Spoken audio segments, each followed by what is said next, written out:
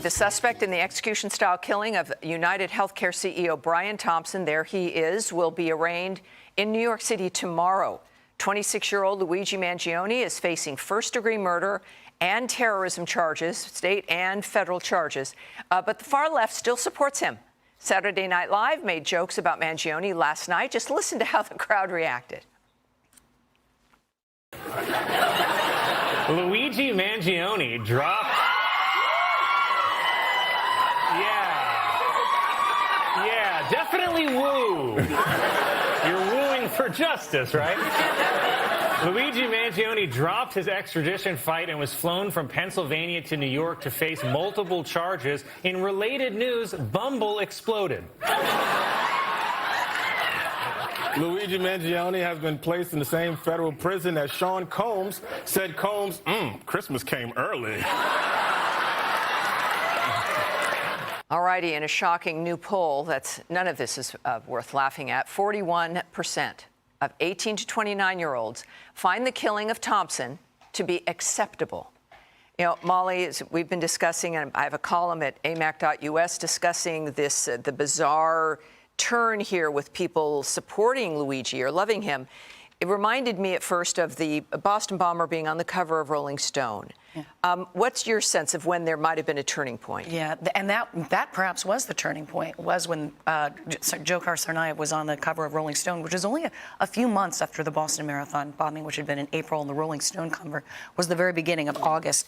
And I think the difference is there was a lot of outrage in Boston over this very glowy front page. It was pulled from stores.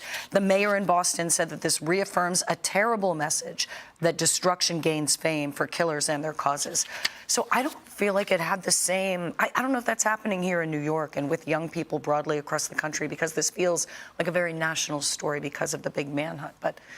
And this Perp Walk didn't help it. It seemed like a movie glorification almost, in a way. Yeah, like everyone's kind of trapped in it. Jason, we have to ask, what has changed, if something has, with this kind of moral relativism, this death of right and wrong, or the glorification of violence and murder? He's accused of first-degree murder. I mean, this, if true, I mean, we saw the video, and it's so dehumanizing to say, oh, this is acceptable in any way, shape, or form. This person was murdered. He had a wife. He had kids. He had a family. Nobody deserves to be shot and killed. Based on your looks, it's okay? I mean, it's absurd. It is scary to me that somehow the younger generation is not able to distinguish the difference between, say, a video game and the reality in the real life of somebody being killed. Maybe they could go overseas and see somebody who really, you know, in war get killed, and maybe they'd have a different attitude. But this is disgusting. And to make light of it, come on, Saturday Night Live, you're better than that. Yeah, and David, we've seen over at least 5 years, perhaps 10, but certainly targeting Trump, this dehumanizing of people with whom you disagree.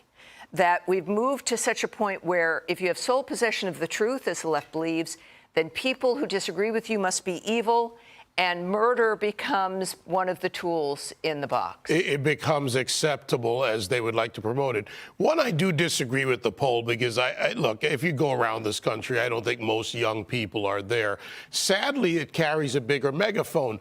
To the point about the Tsarnaev brothers and what happened with that cover, when you look at this in the eyes of some of the NYPD folks that I know, a guy charged with murder, brought back from Pennsylvania, would have been thrown in the back of an SUV and driven to New York City. He got the rock star perp walk for whatever. And then you have Alvin Bragg, who, by the way, overcharges. Not a new thing for him. So now a lot of legal scholars and experts are saying, what's going on here? He's being given outsized appeal in that way, which fuels the fundraising and look, it's perverted. It is perverted, Tammy, that people would look at murder this way. And to your point, if they've normalized this, we have a problem within a segment of the population. That's another thing that needs to die in our culture. I do think it's the political rhetoric that has taken us to this point that was so extreme, and it can be turned around, I'm convinced. All right, thank you, everybody. Hi, everyone, I'm Brian Kilmeade. I want you to do me a favor. I want you to click to subscribe to the Fox News YouTube page. This is the only way that I know for sure that you're not going to miss any great commentary, any great news bites, any great interviews coming your way on Fox. You can get it all here on YouTube. So subscribe right now.